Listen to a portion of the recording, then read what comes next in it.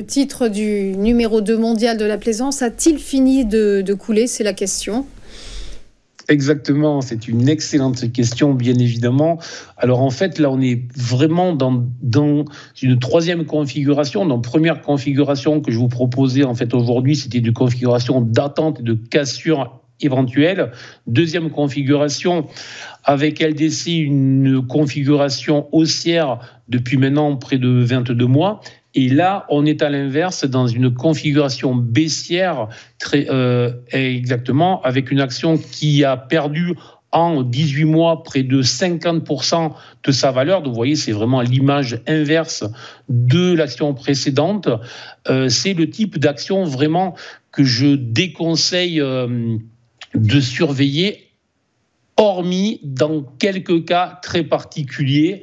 Sinon, il y a, je trouve, trop souvent des investisseurs qui chassent, qui pensent qu'une action en baisse est une action qu'il faut acheter. Non, non, absolument pas. Une action en baisse est une action dont les investisseurs, en général, ne veulent plus. Mais là, on est peut-être effectivement dans un cas particulier. Je vais essayer de vous l'expliquer. 50% de baisse, mais surtout, on est venu s'appuyer depuis maintenant plusieurs mois, depuis en fait le mois de juillet.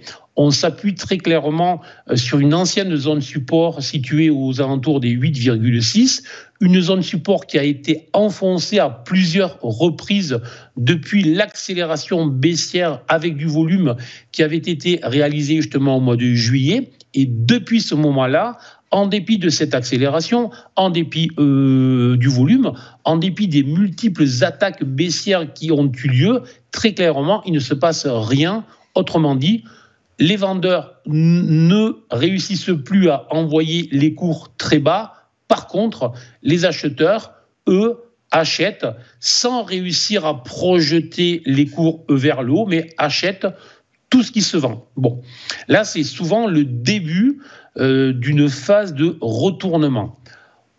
Un autre élément qui est important en fait à noter, c'est que je vous ai tracé en plus un canal descendant qui a deux marque résistance sur le haut, sur la zone haute, et deux marques basses sur le bas, puisque justement, cette zone support autour des 8,6 est aussi le bas de ce canal descendant. On pourra en plus ajouter que la semaine dernière, Beneteau était une des valeurs en rebond, une des valeurs en hausse sur la semaine et une des valeurs qui nous a réalisé sur la semaine une configuration graphique en chandelier japonais qu'on appelle une étoile du matin. Voilà. Donc, voilà tout un certain nombre d'éléments. Alors là, je vais rester focus sur les éléments techniques, mais je pourrais aussi aller sur les éléments fondamentaux d'une entreprise que je connais bien. Bref, on a pas mal d'éléments pour dire qu'il va falloir surveiller dans les prochaines journées peut-être un rebond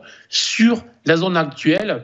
Et là où c'est très intéressant, puisque la valeur cote ce matin à 8,9, c'est que le potentiel haussier se situera aux alentours des 12,3. Vous voyez donc un potentiel haussier plus que sérieux, plus que significatif. Donc, alors, je conseille de surveiller, attention, à réserver vraiment aux spécialistes, à réserver aux investisseurs calmes, patients, précis, qui ne s'énervent pas, qui ne s'enflamment pas, qui gèrent leurs risques et qui ne vont pas soudain mettre tout.